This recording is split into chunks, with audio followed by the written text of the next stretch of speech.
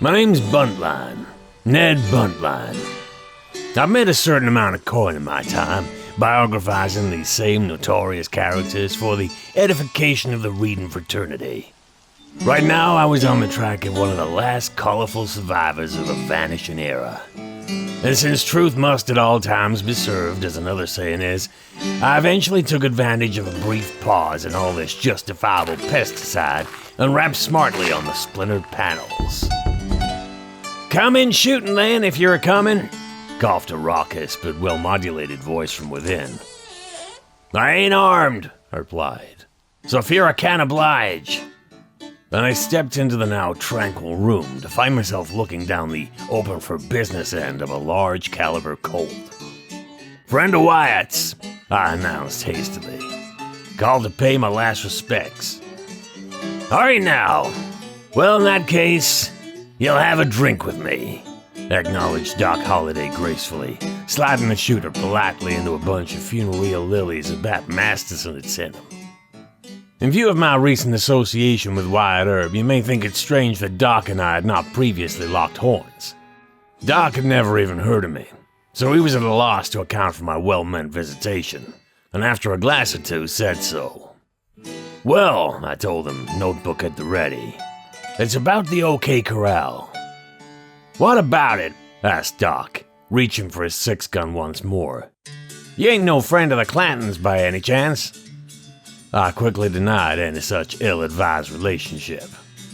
"No, it's just that there's one or two things about that little fracas of yours and Wyatt's has always puzzled me some. I mean, why, for instance, does everyone say you used a shotgun you never had before?" "And I didn't then," said Holliday, grinning like a friendly hyena into the neck of his bottle. "Never utilized that class of instrument, nohow. No, sir. Why use a bone saw when you can use a chisel, as I used to say when I was a dentist? No, that particular rumor is a dad-blasted lie." "And why does everyone say? I mean, a 12-bore ain't quite according to the code of combat, is it?" "Calling me a liar?" "No, not for a moment," I assured him. "But in that case, how'd the story get about?" "It's the way stories have," mused Holliday. "Ain't it always the same? Do a friend a favor, and in no time you're known as a hooch-crazed killer with no kind of social conscience." "It's one of the things Wyatt wouldn't talk about," I told him. "Odd that. You'd think he'd have been glad to put the record straight, seeing as how he's such a friend of yours." "Well, there's some things you just can't really talk about, not if you don't truly understand them. Never talked about it myself, come to that. But now, well, I guess it makes no never mind, not this late in the game. You see, like I've been civil enough to tell you, though I never carried such a weapon myself, there was another doctor at the OK Corral, and he did. Oh, by God, didn't he just? And that without any particular conception of accuracy, as I recall. Blasted the thing off every which way like it was a Gatling gun mounted on a roulette wheel. And I tell you, Mr. Buntline, that I, the great Doc Holliday, have never been so scared gutless in all my born days.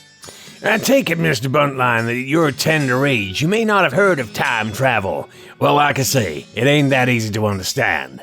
But the TARDIS, if you'll kindly believe me, was, and is for all I know, a kind of four-wheel buggy designed for riding every sort of direction through eternity. And this other doctor feller I was telling you about, he drives it back and forth through the star-spangled centuries like it was a rodeo bull got loose in Jackson's hardware store. Never seems to know quite where he'll end up next. And back in 1881, by golly, it was Tombstone, Arizona, where the poor old buzzard got himself taken from me. I went on listening to his crazy-sounding story for the rest of that afternoon, while the whiskey sank lower in the bottle. Until, you know, I finally believed him. Yes, sir, I did. And I make so bold as to hope that you will too, because it explains a deal of stuff that had just never seemed to add up in the other accounts I'd heard from so-called eyewitnesses who'd probably never been nearer to the OK Corral than the railhead at Abilene.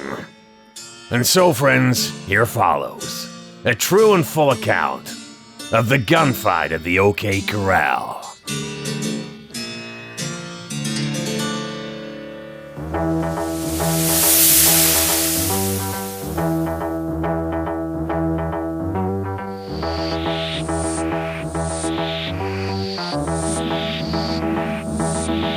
Bye.